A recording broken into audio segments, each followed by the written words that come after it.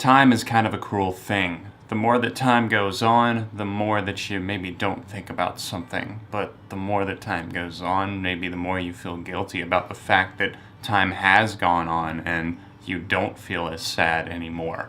And I think with Chester Bennington of Linkin Park's passing, it's now been over 6 months since that happened, since the world found out.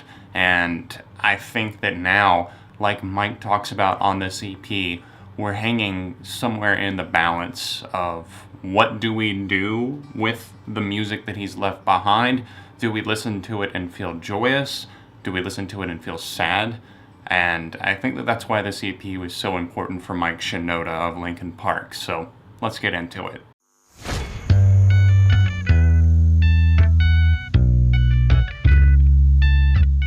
What's up everyone, John from ARTV. It's time for a review of the highly requested EP by Mike Shinoda of Linkin Park.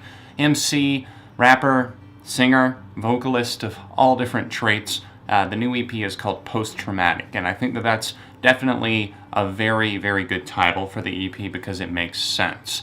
It's been a rough time since Chester Bennington has passed away for fans, but imagine losing your best friend and that pain. This EP opens up on a note, a place to start, which the more I listen to it, the more it makes sense and the more I like it. It might not be one of those songs that you're going to be singing along to. It's not meant to be though. It's just Mike venting himself and putting himself out there. And this track has voicemails from friends at the end of it where they're calling, checking on him.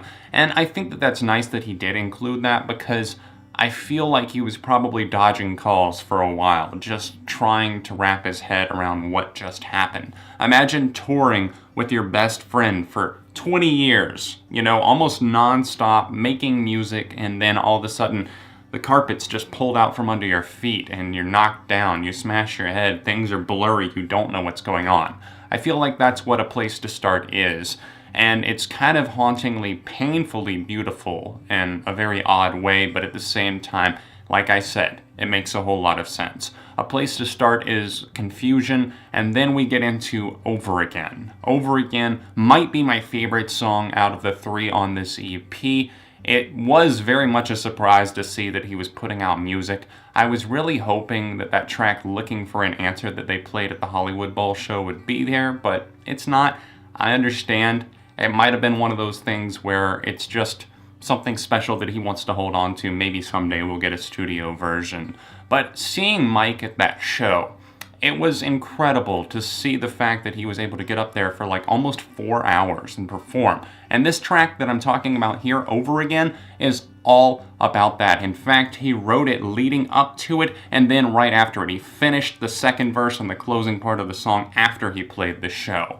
And in this, he talks about how his mind just doesn't even know how he's going to get up there and perform. All of the other bandmates are talking about this. They're saying, should we do this? Should we play this show? They're texting about it, they're going back and forth, and they decide, let's honor Chester Bennington's life by getting friends together, people that he's worked with, people that we love, and we're gonna go play a celebratory show for his life.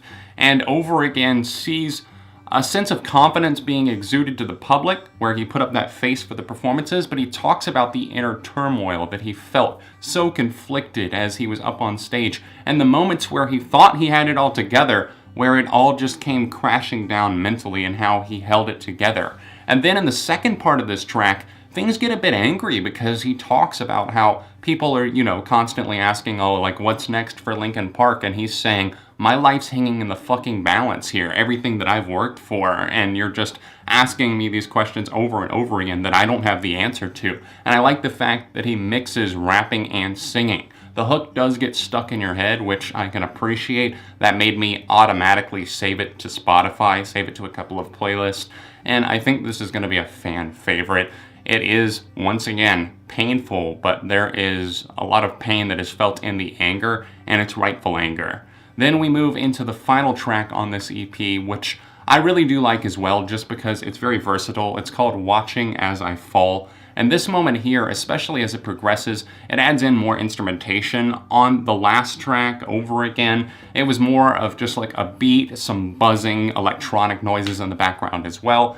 And with this EP, I think you have to go into it thinking, like, okay, this was made for one specific reason. It's for closure and for getting thoughts out there. Maybe it's not meant to be the most captivating thing in terms of instrumental. It's not meant to be flashy or over the top or anything like that, but it absolutely gets the job done. And then on Watching As I Fall, as this one goes on, I think it does have a catchiness and effervescence to the vocals that he's putting out there. And he's also just kind of talking about the fallout that he felt after learning about Chester Bennington's suicide. The fact that his friend was now gone, his best friend, somebody they've been performing with forever. Like I said, it's one of those moments that can probably slam you like an airplane just flying straight into your heart. It's another moment here that can be hard to listen to, but at the same time, you feel kind of the release that I'm sure that Mike felt while writing a track like this. It's very special. I really like the guitars at the end of this track. It reminds me a lot of Linkin Park.